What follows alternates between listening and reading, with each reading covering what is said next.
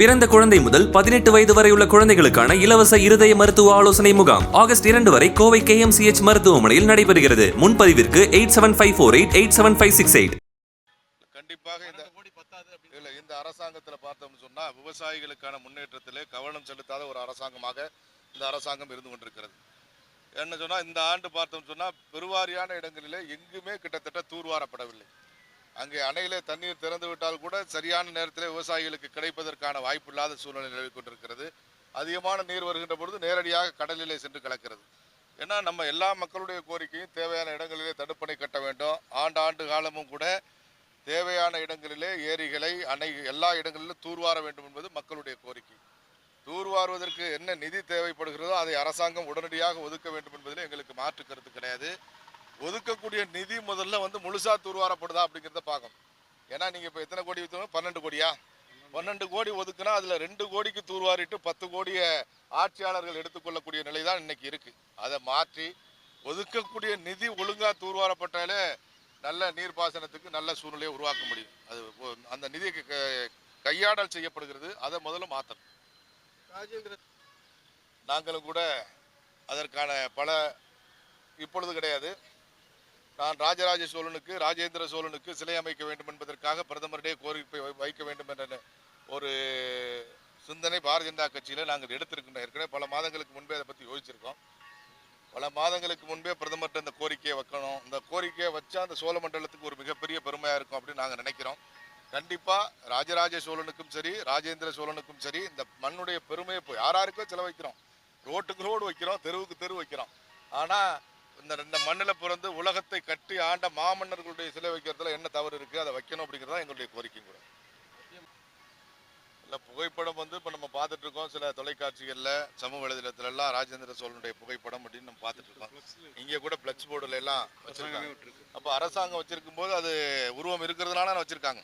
வரிசையாக வச்சுருக்கிறாங்க ஃப்ளெக்ஸ் போர்டில். கீழே நம்முடைய பிரதமர் நரேந்திர மோடி அவர்கள் இருக்கார்.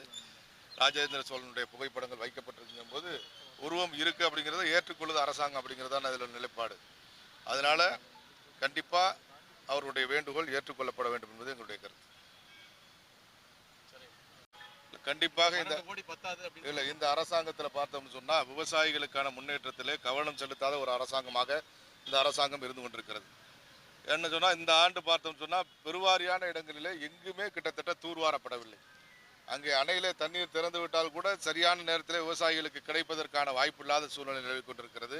அதிகமான நீர் வருகின்ற பொழுது நேரடியாக கடலிலே சென்று கலக்கிறது.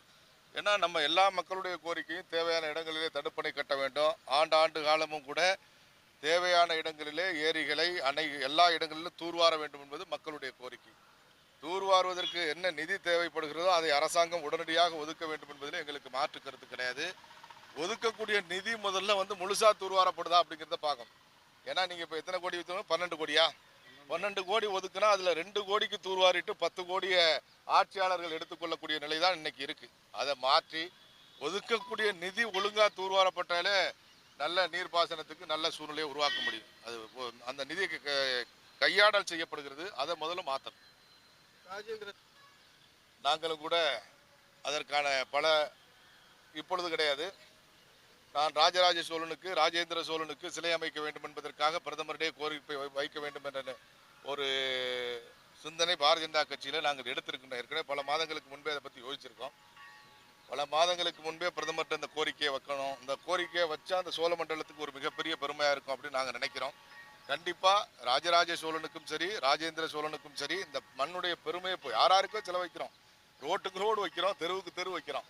ஆனால் இந்த மண்ணில் பிறந்து உலகத்தை கட்டி ஆண்ட மாமன்னர்களுடைய சிலை வைக்கிறதுல என்ன தவறு இருக்குது? அதை வைக்கணும் அப்படிங்கிறதா எங்களுடைய கோரிக்கை கூட. இல்லை புகைப்படம் இப்போ நம்ம பார்த்துட்டு இருக்கோம். சில தொலைக்காட்சிகளில் சமூக வலைதளத்துலலாம் ராஜேந்திர சோழனுடைய புகைப்படம் அப்படின்னு நம்ம பார்த்துட்டு இருக்கோம். இங்கே கூட ஃப்ளெக்ஸ் போர்டில் எல்லாம் வச்சுருக்காங்க. அப்போ அரசாங்கம் வச்சிருக்கும் போது அது உருவம் இருக்கிறதுனால வச்சுருக்காங்க. வரிசையாக வச்சுருக்கிறாங்க ஃப்ளெக்ஸ் போர்டில். கீழே நம்முடைய பிரதமர் நரேந்திர மோடி அவர்கள் இருக்கார். ராஜேந்திர சோழனுடைய புகைப்படங்கள் வைக்கப்பட்டிருக்கும் போது உருவம் இருக்கு அப்படிங்கிறத ஏற்றுக்கொள்ளுது அரசாங்கம் அப்படிங்கிறதான அதில் நிலைப்பாடு.